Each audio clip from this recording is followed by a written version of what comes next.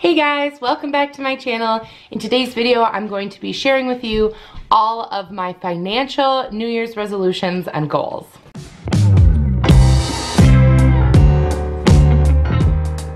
Alright, if you're new here, I'm Claire. My channel is all about mom stuff, lady stuff, and life stuff.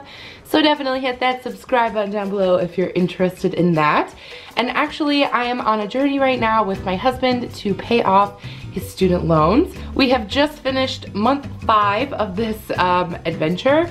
And each month I do a video where I give you guys an update of kind of where we are. And then each month also has a theme.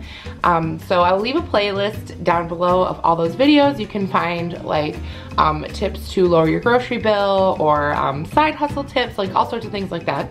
And today's theme for this video is going to be New Year's resolutions that all have to do with money, what we are going to do differently this year, goals, things we have challenged ourselves to do. But before I get into that, let me just update you on how we're doing with the student loan. So the original amount was like $20,000, like almost exactly $20,000. And for the month of December, we have managed to pay $1,251.02. Now, this is a solid amount. It's not the exact amount I would need in order to do the 1 year, but there were some months previously where it was more, so it's kind of balanced itself out. We're actually right on track to hit that 1 year mark. And now our new total for the amount we still owe is $11,654.47. So I'm pretty proud of the progress we made, especially for December, because Christmas is so expensive, and I'm still really proud of us that we were able to put such a big chunk down on those loans. All right, and my first resolution, of course, is to pay off our student loans, and this will be by August. So like I said, we're right on track to do that. Of course, that's if nothing terrible happens, or, you know, we all know how things like that can get derailed, but hopefully the goal is to have those loans paid off by August of 2019. Our second goal then, after we have paid off the student loans, there are still a few great months left of saving available for 2019, and the money then will be focused on saving for a new house. We love our house, it's just a little bit too small for us. So we're planning on probably 2020 buying a new house, but obviously it will take some time to save up a nice fat down payment. So we're gonna start that next year after the student loans are done. My next financial goal for 2019 has to do with my savings accounts. Now, I'm the kind of person that has a ton of different savings accounts, and this works really, really well for me. If you look at my bank's homepage, like online, I have so many savings accounts. It doesn't cost anything. I can set one up online, so like it's really easy. And I actually have automatic payments going into all of these things. This is something that we've always kind of done, but I'm tweaking a little bit for 2019. So I just thought I would let you guys know the different accounts that we have and what we put into them every month. The first savings account that we have is our Christmas savings account. Now, this past year, we put $50 a month in it to have $600 for the Christmas season, just so that we didn't start with nothing, and that can be like such a burden. And we found that we needed way more than $600, which sucks, but it's just a thing. You know, you need the ugly sweater, and you need the, you know, the ham, and like all these other little things this time of year that add up. So instead of $50 a month for 2019, we are gonna up it to $100 a month into that account. And hopefully Christmas next year will be smooth sailing, and we won't have to dip into any other accounts to cover it. Another automatic account I have is the Future House Fund. This isn't for a down payment for a future house. This is for like a new bed, a new sofa, a new countertop, whatever we might need in a new house. And actually, this account is quite old. I've had this for a long time, and only $15 a month goes into this account. But it's just gonna be nice to have, because that $15 isn't really going to be missed. And then one day when we do buy a new house, I can go right out and go shopping and fill it with what we need. So there is already a bit of money sitting in that account, and I'm just gonna keep that one going at $15 a month. I'm already used to losing that 15 bucks, so it's fine with me. The next automatic accounts I have are for my 2 children, Fox and Desmond. These are actually CDs that I have open in their name, and we put $10 a month in their account, but we opened these both when they were born. So these accounts will exist until they turn 18, and by then There'll be a nice chunk of change, couple $1,000s. I didn't want to open like a college account for them just in case they choose a trade school, or they want to take a gap year and travel in Europe, or they need the money for a car or an apartment. I want to give them the choice of what they want to do with this money. But I do think it's really important if you have children, even if it's $5 a month, if it's $10 a month, just a couple dollars of something put away. That way when they graduate, you're not looking around thinking, oh, what do? I want to help them get a nice, good start in life. So we've just done this since they were born. I think it's a great idea to do. The next account is a relatively new account. It's been open for, I think, 4 months, and it is our Disney account.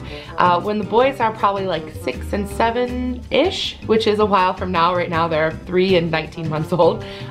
We would like to go to Disney, but we want to do Disney right. You know, we want to stay in the resort. We want to go all out. We want to fly. We don't want to drive. You know, we want to do everything right, and that can be really expensive for a family of 4. So I thought if we just start now putting $20 a month into the Disney fund, by the time they're 6 or 7, we will have a massive budget to really make sure we give them the Disney vacation of their dreams, and it won't be a huge burden on us. The last account is a brand new account that I just started today, and that is the Anniversary Vacation Fund. My husband and I would like to do a big vacation for our 5-year anniversary. He's never been to Europe, so I really want to take him to Italy. He would really love to go there. It's like one of his bucket list places to go. So I'm like 90% sure that's what the account is for, but we might get there and decide we're just too tired and we just want to go lay on a beach in the Caribbean. So that's fine too, but those trips can be really expensive, and I would never want to take away from the family budget to do that. So having this little fund there will make it just that much easier when the time comes to be able to splurge on this great holiday for my husband and I. All right, my next resolution for our money is to pay our credit cards completely off every single month. Now, this shouldn't be a huge challenge for us because this is a habit that we usually are in most of the time. If there is a balance, it's usually not very much. But it's just a good thing to put in writing and make sure you remember that this is a goal you're gonna have, this is something you're gonna complete, and we did have like a couple $100s left over from Christmas that we have to tackle here bright and early in 2019. So I thought I'd write that one down anyway because it's a good one to have. My next financial goal is about my grocery budget, and this is going to be a challenge, but I would like to only spend $50 per week on groceries for my family of 4. There was a period in our life where we had to do this out of necessity, and I would even spend less than $50, but my youngest was being breastfed at the time, so I didn't have to feed him, and my older son, you know, barely ate anything because he was a very small child. So now that they're eating like more regularly and like real food, it is more expensive, but I would really like to challenge myself to do this. I know it won't work out every week, and that's okay. I'm giving myself a little wiggle room, but I do really enjoy a good challenge when it comes to this kind of stuff. I like sitting down and figuring out like the cheapest possible meal I can make. I have my calculator out when I go to Aldi, and it might be like totally weird to you that that's something I enjoy, but like I really love a good challenge when it comes to money. So that's what I'm gonna try to do this year. Our next resolution is to not spend a single dollar at a salon for the entire year. Now, I think this will be easier than it probably sounds because I actually cut everybody's hair in the house except my own. My husband, he has African-American hair, and he likes to just do one like blade length all over. And I'm a dog groomer, I have really nice expensive equipment, so I can make that happen for him. Now my sons at this point just get like a little buzz up the sides, and their hair is wild. I don't even know how it's gonna work out as they grow older. I mean, it's like cotton candy. It's interesting. So probably if you're a professional hairdresser or something, you probably look at my videos and you're like, girl, who cuts your kid's hair? Girl, I do, and it costs me nothing. I do spend money on my hair color, but I do that myself. It's $7.99 a month, so that's not a problem. I probably will need a haircut sometime in the year, but we kind of do that at my job too. I'll just straighten it, and I'll have one of the other groomers just take our nice scissors and just give me like a nice line around. So I know that's not feasible for all people, and some people place more importance on that kind of stuff than others, but that's just one of my goals, is we're not gonna spend a dime on the salon. And that includes nails and everything like that too. So it shouldn't be really difficult for us, but I thought I would put it in there in case you're looking for a really good challenge, and that one might be one for you.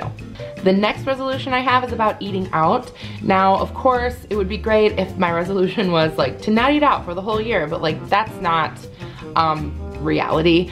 We do like to eat out, and there are days when, especially if I've got the kitchen super clean, and then like the thought of having to make like a big dinner and mess it up like just kills me and like triggers my anxiety really bad. So on nights like that, I just want to like go get something and not mess with it, and you know, that's, leave me a comment below if that's a thought you've had, because that will make me feel better. But so the rules I have though for eating out this year are that we will never pay full price when we eat out, which means we will look at Groupon first. I will leave a link to Groupon.com if you haven't gone there, because you get amazing deals there. We don't always have really good local deals with Groupon, but once in a while you'll get a good like gift card for like half off or stuff like that. So I always check Groupon first. I also use a website called Retail Me Not. Sometimes I have good luck with their coupon codes, sometimes not. It kind of just depends. The other day, we actually went to Panda Express and I got a coupon code from Retail Me Not, and my husband and I had a huge, full Chinese lunch that we spent like $8 on, like for both of us to eat. So that was a really good deal, and I used a coupon from Retail Me Not. Oh, this isn't sponsored at all. These are just real things I use. So I'll leave a link to that website down below. And the other way to do this is with just regular old cutting out coupons, flyers you get in the mail, stuff like that. I always try to look for a coupon first, and I often will pick places to eat based on the coupons that we have available. I know that we won't be able to follow this rule 100% of the time. You know, we can't always choose where we're going out if we're meeting friends or if we're going out with our family and stuff like that. Sometimes you will just have to pay full price, but we're gonna try to do things like choose an appetizer instead of an entree to save some money, or to split things, because often restaurant portions are huge anyway, and also not to drink alcohol while we're out, because that really inflates the bill. So I know it won't be feasible to do this 100% of the time, but these are just some rules we're gonna try really hard to implement for 2019. All right, the next resolution is actually something that I've been dying to try for a long time, and I finally got my husband on board, and that is we are doing a no-spend January and a no-spend July. We've picked 2 months out of the year where we're not spending anything. And obviously we still have to pay our mortgage and our health insurance and our bills and gas and food, and like, you know, I have to get to work and stuff like that. But when it comes to food, what we're going to do is try to clear out our deep freezer in the basement. I'm pretty sure I have like probably 10 pounds of ground turkey down there still. So it's kind of like a good way to clean out so that the food doesn't go bad and we don't waste anything. And I will still give myself a grocery budget, but I will try really hard to make meals from things we already have first, in an attempt to kind of declutter the food, which is really good. But also we're not buying just anything extra at all. 0 things extra, nothing. So that will be a huge challenge for us. I might check in at the end of January and kind of let you know how it went. I don't know, maybe I'll make a video on the no spend January and see how it goes. But I think January is a good month to do it because you've just had Christmas, which is like the most indulgent month. So I think January is a good time to just kind of take a breather from all the spending. So we'll see how that goes. Alright, and my very last resolution has to do with selling things on Facebook. And if you've never tried it, you totally should, especially if you live in a bigger city, because there's a lot of people that will view your items. I try to sell something on Facebook weekly. Sometimes it doesn't work, sometimes it does. Sometimes I'll have something on there for ages and no one will care about it, and then all of a sudden 5 people will want it. So there's really no rhyme or reason to selling your things on the Facebook marketplace or on Facebook swap sites. I know like electronics sell fast and furniture sells fast in my area, but I really haven't figured out all the ins and outs of how exactly to sell things quickly and all that stuff. But I do make quite a bit of side money by doing that. So what I've decided this year is I'm going to attempt to sell, or at least post, between 1 and 3 items every single week all year. and that might seem like a lot of stuff I'm getting rid of, but it could be things that are a couple dollars, it could be things that are really expensive. I think that most people have more stuff that they don't want than they think. And if you really go and like declutter your closet, your kids' toys, your furniture, things like that, you would be so shocked at how much stuff you don't want. And if you can slowly kind of trickle it away on Facebook, you can totally make some extra money. So we have created the Facebook jar, and even though it is only January 1st, I already have $55 in here from selling an old iPod. So yeah, I will keep this money in this jar. I have not yet decided what we're gonna do with it. It might be maybe like a weekend vacation fund for next year. I really am not sure. I really don't want it to be an emergency fund. I have a savings account, you know, my regular savings account for that. I really want to keep it like something for fun, but I'm not sure what yet. So if you have a good idea what I should do with my Facebook jar money, leave me a comment down below. But we're not going to touch it. Anytime we sell something for all of 2019, the money goes in the jar. So hopefully we have great success with it, and who knows what we'll use it for, but we'll be glad we have it. All right, you guys, those are all of my financial resolutions.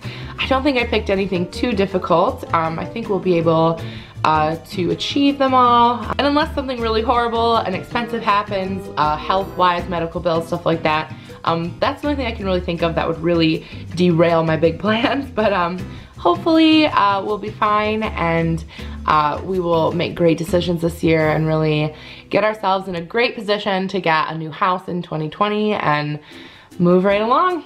Let me know in the comments down below if you have any financial resolutions and what you plan to do to help you keep them, how you're going to keep yourself accountable.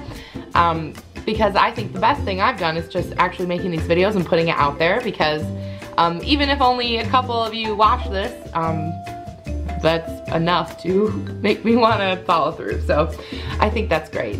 I hope you guys have a wonderful new year. I hope you achieve all of your goals, financial or otherwise. I did make a video where I talk about my other New Year's resolutions that aren't like money related, and I'll leave a link to that down below if you're interested in watching that. And yeah, I wish you luck in the new year, and I'll see you guys in my next video. Bye!